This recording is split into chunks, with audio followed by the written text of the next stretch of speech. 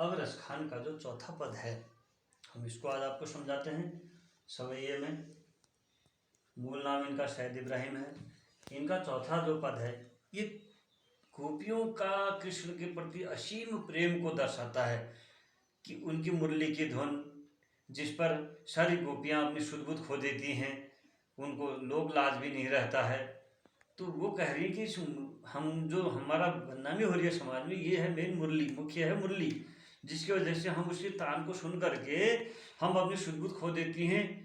तो और हमको जो है सभी लोग मर्यादा समझाते हैं, घर वाले भी, सभी लोग, गांव वाले भी। इसलिए अब क्या हम ऐसा करेंगे कि कुछ ऐसा काम करते हैं कि जिससे इनकी मुरली हमें न सुने तो कान में उंगली डाल देंगे करके कह रहे हैं। सब कुछ तो कर लेंगे, लेकिन बाद में उनके दिमाग में आता है, मस्तिष्क में आता है गोपियों के कि ये तो सब सही है, लेकिन जब आंखें, कोई आदमी जब ऐसे कान बंद करता है तो आंखें भी एकदम बंद करता है। तो कहते जब हम कान बंद कर देंगे तो उनके मुख की जो मुस्कान है वो हमारे मन में आ जाती है, हमारे मस्तिष्क में आ जाती है, तो वो तो हमसे संभल ही नहीं जाती है, फिर हम अपने बस पर नहीं रहते हैं। ये इसका सामान्य सा भाव है जो मैं आपको बता रहा हूँ। अब इस पद का हम पहले स्वस्वर वाचन करते हैं और आप अनुकरण वाचन करेंगे सभी शिष्य। काननि दे अंगुरी रहिबो, जब ही मुरली ध्वनि मंद बजे है। काननि दे, मात्राओं का ध्यान रखना है। अंगुरी रहिबो, जब ही मुरली ध्वनि मंद बजे है। मोहनी ताननी, तानन मोहनी, मोहनी तानन सोरस खानी, मोहनी तानन सोरस खानी। अटाचड़ी गोधन गहे तो गहे, तेरी कहो सिगरे ब्रज लोगनी। काली को कितने समझो छे है। काली को कितनो समझ है। माई री वा मुख, माई री वा मुख की मुस्कानी। संहारी न जह, न जह, न जह। काननि दे अंगुरी रहिबो, जब ही मुरली धुन मंद बजे है। मोहनी तानन सोरस खानी, अटाचड़ी गोधन गहे तो गहे, तेरी कहो सिगरे ब्रज लोगनी। काली को कितनो समझे है। मायरी व मुख की मुस्कानी। संहारी न जह, न जह, न जह। काननि दे अंगुरी रहिबो, जब ही मुरली धुनि मंद बजे है। काननि दे अंगुरी रहिबो, जब ही मुरली धुनि मंद बजे है।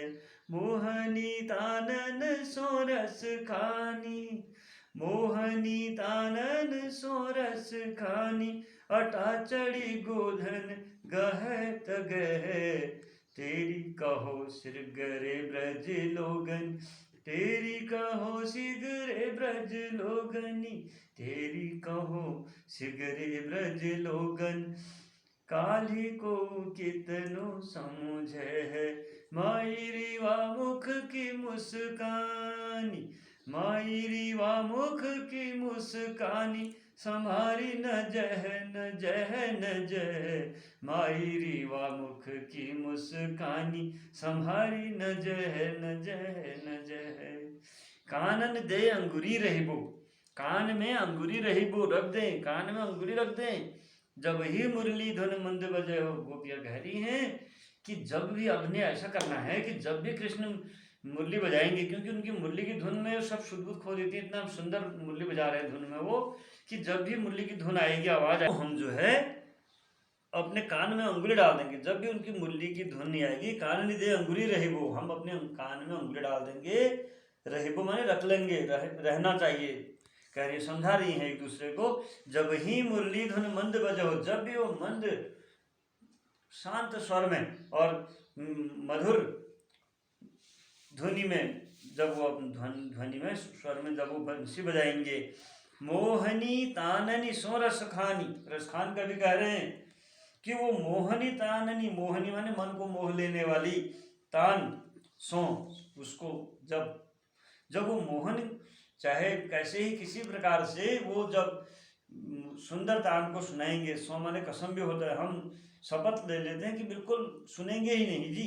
अटा चढ़ी गोधन गहे त गहे, चाहे कोई अटालिका पर चढ़ करके, घर के ऊपर चढ़ करके गहे त गहे, घर घरों से कोई आवाज लगा दे, अर्थात कृष्ण चाहे कितनी ही ऊपर चढ़ करके भी आवाज लगाता है, हम बिल्कुल सुनेंगे ही नहीं। इसका दूसरा अर्थ ये बनता है कि गहे त गहे, घर घरों में कहीं कहीं से भी आवाज आ जाए, सब कहते नहीं सुनेंगे नहीं सुनेंगे, चाहे मोहन कितने ही ऊपर महल से चढ़ के, क्योंकि ऊंचाई से आवाज ज्यादा तेज आती है बजाय गहराई की, तो कितने ही ऊंचे में चढ़ करके महल, अटा चढ़ी, अटा माने महल, महल में चढ़ करके भी गहे तो गहे, घर घर ऊपर से चढ़ चढ़ करके भी सुनाए, तब भी हम नहीं सुनेंगे।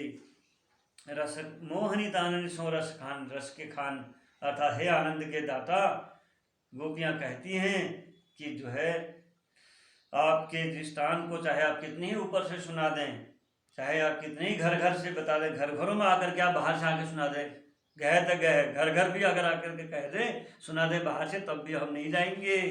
टेरी कहो शीघ्र ब्रज लोगन, इसलिए टेरी टेगल पुकार करके आवाज लगा के करे, सारे गांव वालों सुन लो, ब्रज लोगन, ब्रज के लोग सुन लो, हम नहीं सुनने वाले अब इसकी धुनी को।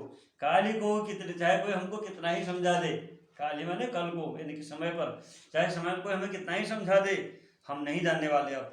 और दूसरा टेरी कहो शीघ्र ब्रज लोग, इसका दूसरा अर्थ है कि सारे शीघ्र मैंने सारे ब्रज के लोग आवाज पुकारते हुए कहते हैं काली को, और कोई कितना ही समझा रहा है, बहुत समझा रहे हैं कि तुम ऐसे, आप जवान हो गई हो, गोपियां हुई कृष्ण के, उसमें आप क्यों आती हैं, आप अपने को नियंत्रण में रखें, अपने को बस में रखें।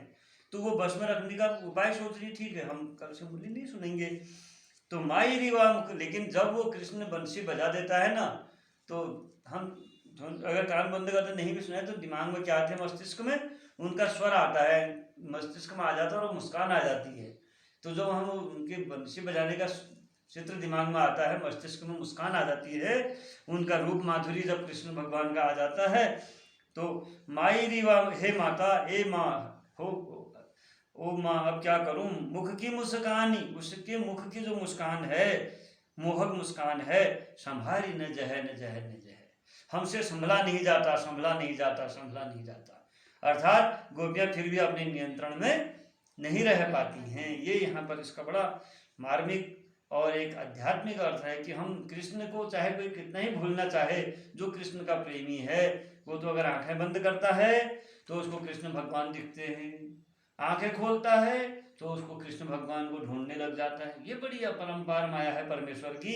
जब हमारी आंखें खुली रहती हैं तब हम ढूंढते हैं कहाँ है परमेश्वर, और जब हमको ध्यान लग जाता है, ज्ञान आ जाता है, तो आंखें बंद हो जाती हैं, तो हमें परमेश्वर अपने आप दिखाई देने लग जाते हैं। आंखें बंद करूं तो तुम्हारा चित्र दिमाग में आता है, मस्तिष्क में आता है, आंखें खोलूं तो ये आंखें तुम्हें ढूंढने लग जाती हैं। वो दृश्य यहाँ पर दिखाई है कि उनकी मुख का आंखें बंद करके अगर हम कान बंद करें तो उनके मुख की जो मुस्कान है वो हमको इतना नियंत्रण से बाहर कर देती है, बस में नहीं रहने देती है कि हमसे संभला नहीं जाता है। इसका सामान्य अर्थ है। अब काठिनी निवारण की ओर चलते हैं। काठिनी निवारण में देखिए आप एक बार इसको, ये वाले का पद का जो है हमने काठिनी निवारण किया है। अटा माने कोठा, कोठा भी कहते हैं ऊपर, कोठी, अट्टालिका महल, ऊपर चढ़ करके, जैसे आजकल लेंटर वाले मकानों में छत होता है उसके ऊपर चढ़ करके। टेरी पुकारना, बुलाना, आवाज लगाना, कहना,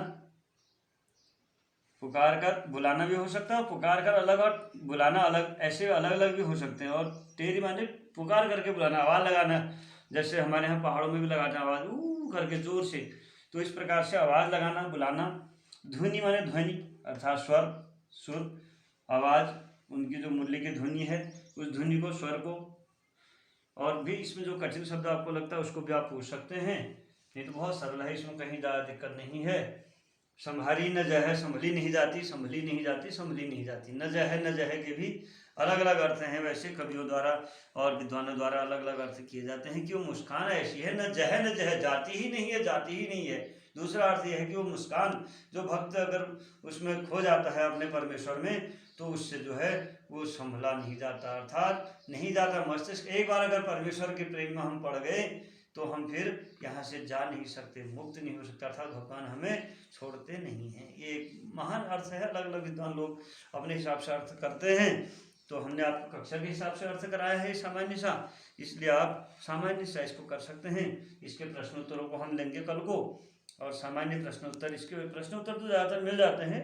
एक दिन हम ऐसा करेंगे, सारे पाठों का आपका जो है अलंकार और तत्सम तद्भव शब्द इस प्रकार से कठिन निवारण एक साथ अलग कर देंगे, ताकि सारे पाठों का सामंजस्य आ जाए उसमें।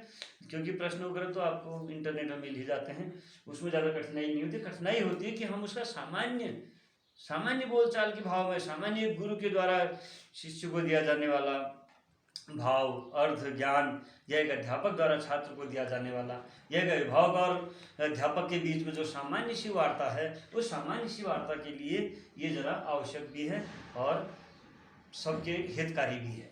तो सभी का कल्याण हो, सभी सुखी रहें। सर्वे भवन्तु सुखिनः, सर्वे सन्तु निरामया, सर्वे भद्राणि पश्यन्तु मा कश्चित् दुःखम्। सभी सुखी रहें, सभी निरोग रहें। इसी भावना के साथ आपको मिलूंगा अगले कार्यक्रम में। नमस्कार। अगले पाठ्यक्रम में मिलते हैं। नमस्कार।